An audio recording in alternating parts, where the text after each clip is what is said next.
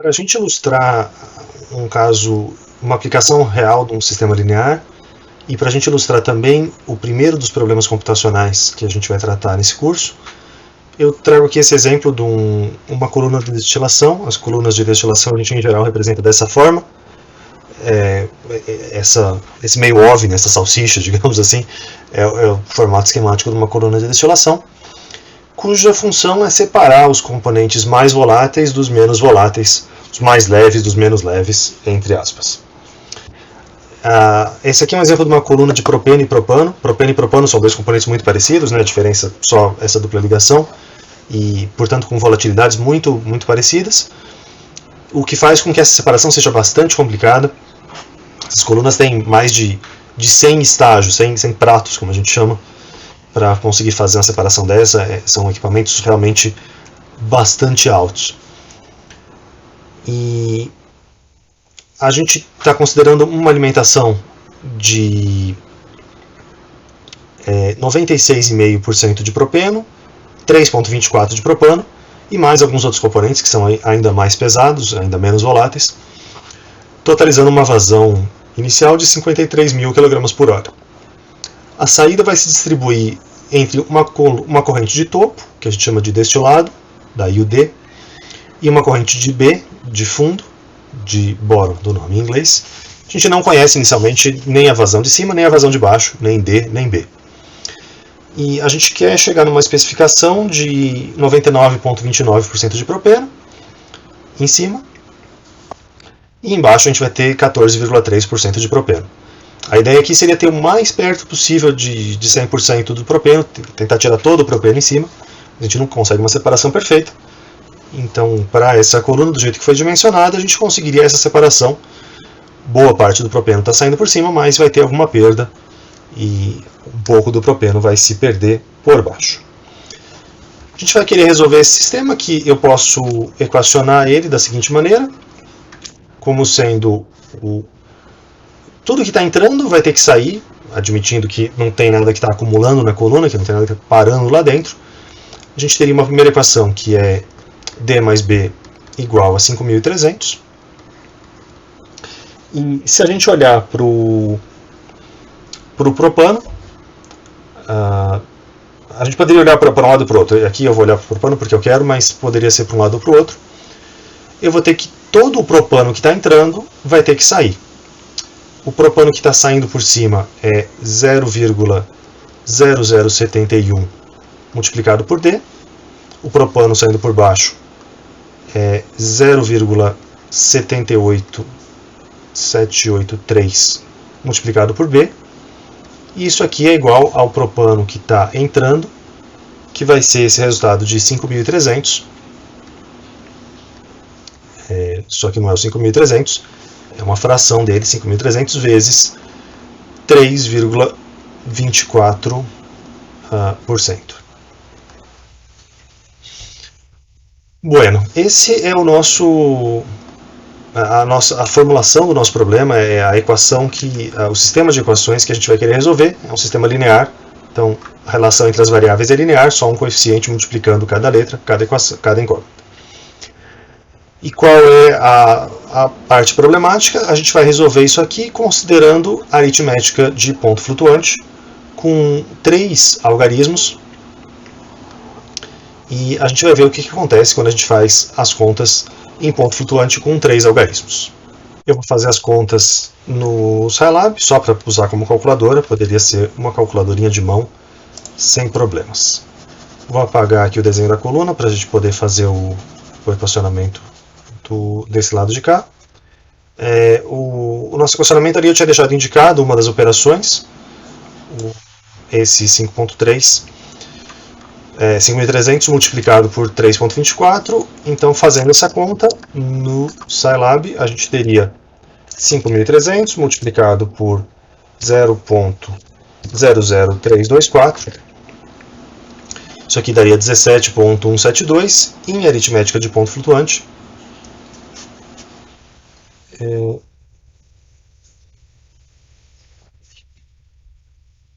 Eu perdi um zero aqui, né? 3% obviamente seria 0,03. E é isso. A aritmética de ponto flutuante vai me dar esse resultado 171.72. E isso aqui, se eu arredondar para 3 algarismos, fazendo a aritmética com 3 algarismos, eu só posso registrar como sendo 172. Então, o meu sistema a ser escalonado vai ser D mais B igual a 5.300.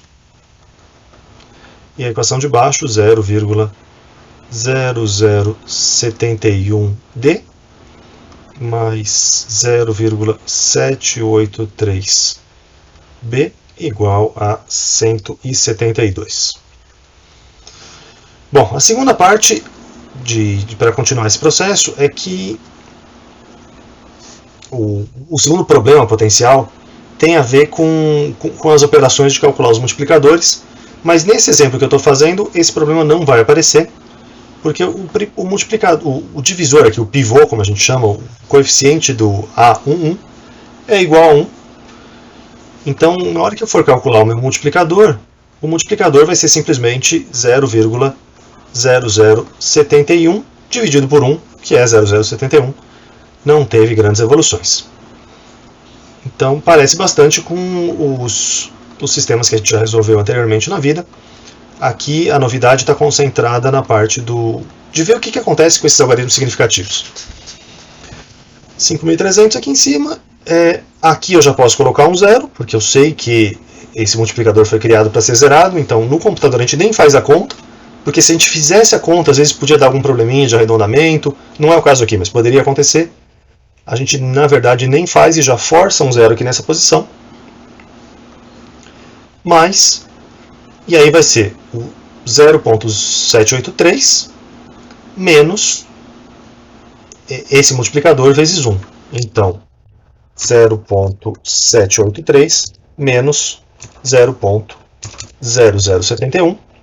Isso aqui deu 0,7759, que com 3 algarismos significativos eu só posso registrar como sendo 0,776 multiplicado por B.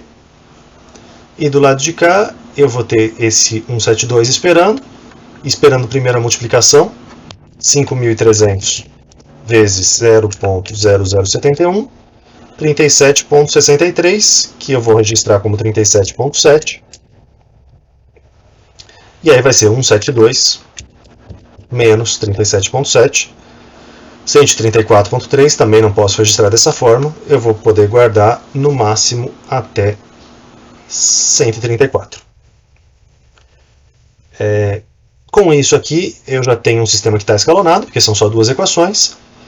E aí eu deduzo que o meu B vai ser 134 dividido por 0,776.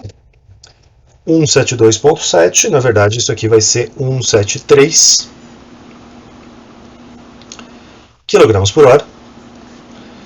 E, consequentemente, se eu substituir esse valor na primeira equação, eu vou calcular que a vazão de topo, a vazão de destilado, vai ser 5.300 menos 173, 5.127. Só que 5.127 eu não posso guardar, eu vou conseguir guardar com 3 significativos só, como se isso aqui fosse 5.130 kg por hora. Ok, então a gente vai ter essa primeira solução desse estilo. Eu vou deixar ela anotada aqui no cantinho. B igual a 173 kg por hora e D igual a 5.130 kg por hora. Só que a gente chegou nessa solução porque eu escrevi o sistema nessa ordem. Eu escrevi primeiro o D mais B e depois a outra equação. Mas e se eu tivesse escrito, por acaso, eu tivesse escrito o sistema ao contrário? Simplesmente trocar a ordem das equações, escrever primeiro a de baixo e depois a de cima. Isso não deve fazer, não deveria fazer diferença no resultado, porque eu só estou trocando a ordem das equações. É o mesmo sistema, mas eu vou trocar a ordem das equações e ver o impacto que isso teria. A gente gostaria que não fosse nenhum, mas vocês já podem desconfiar que se eu estou falando disso é porque deve acontecer alguma coisa suspeita. E aí o meu novo sistema então vai ser 0,0071 vezes a vazão de baixo, de cima, perdão, deste lado, mais 0,783B, igual a essa multiplicação dava 172, e a equação trocando a ordem, D mais B igual a 5.300. Se eu calcular o novo multiplicador dessa vez, o multiplicador vai ser o 1 que está aqui, dividido por 0,0071. E essa conta, 1 dividido por 0,0071, 140,8, que eu só posso guardar como 141. O meu multiplicador, então, é 141. O meu escalonamento vai ser manter a primeira equação, mais 0,783b, igual a 172. Esse aqui é o zero que eu já falei, que a gente vai forçar para ser um zero. Nesse caso, como tem um arredondamento, daria problema se eu fosse fazer a conta mesmo desse coeficiente. Então, ainda bem que a gente não está fazendo essa conta. Mas a gente vai ter o 1 que está aqui, menos o coeficiente. Então, 141 vezes 0,783, 110. 1 menos, então deu 1 menos 110, que vai ser menos 109, não um sinal de mais como estava aqui. É menos 109b, é igual, eu vou multiplicar 141 por 172, deu 24.250, que eu só posso guardar como sendo 24.300, porque eu vou arredondar e 300, eu tenho que arredondar isso aqui para cima, arredondar para cima porque eu tenho 3 para guardar, então eu vou guardar até o 242, mas para definir se esse 2 é um 2 ou 3, eu olho para o próximo é 5, então aqui eu arredondo para cima. 243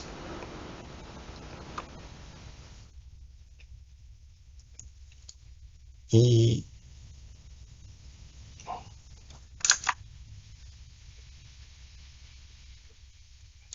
aí eu vou fazer 5.300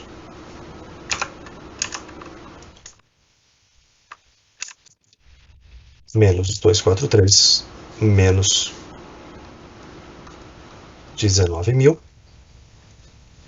Então eu deduzo aqui da equação de baixo, B vai ser 19.000 dividido por 109. Meu B vai ser 174.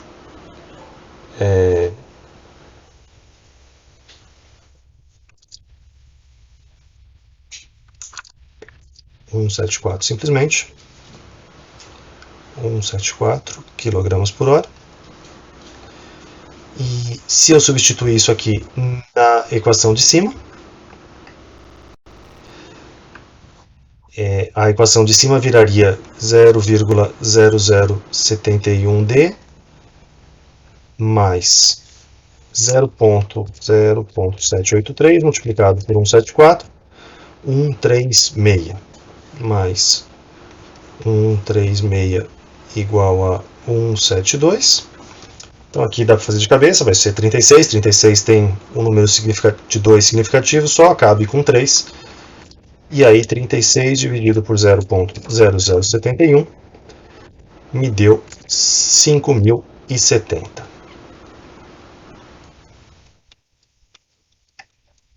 5.070 quilogramas por hora. Então, quando a gente compara essa nova solução que a gente obteve aqui com a velha, a gente percebe que o B não mudou tanto assim, era 173, 174, tá mais ou menos certo por aqui, né? Sabendo que a gente tem 3 algoritmos significativos, a gente perdeu o último aqui, não dá para fazer muito melhor. A gente já sabe que esse aqui é meio duvidoso.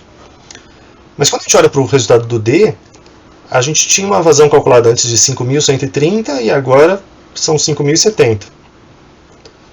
E aí, será que é essa solução número 1 ou será que é essa solução número 2 aqui, com esses dois valores? Qual delas será que está menos errada? As duas estão um pouquinho erradas, mas qual será que está menos errada? Bom, a gente pode tentar, já que a gente não sabe, a princípio a gente não saberia qual é a solução exata, a gente pode, nesse caso, roubar e calcular a solução exata com toda a precisão e tudo mais, mas, em geral, a gente não vai ter acesso a essa solução exata. A gente vai ter que estimar e avaliar as nossas soluções com o que a gente tem, só com base nessas duas soluções mais ou menos boas.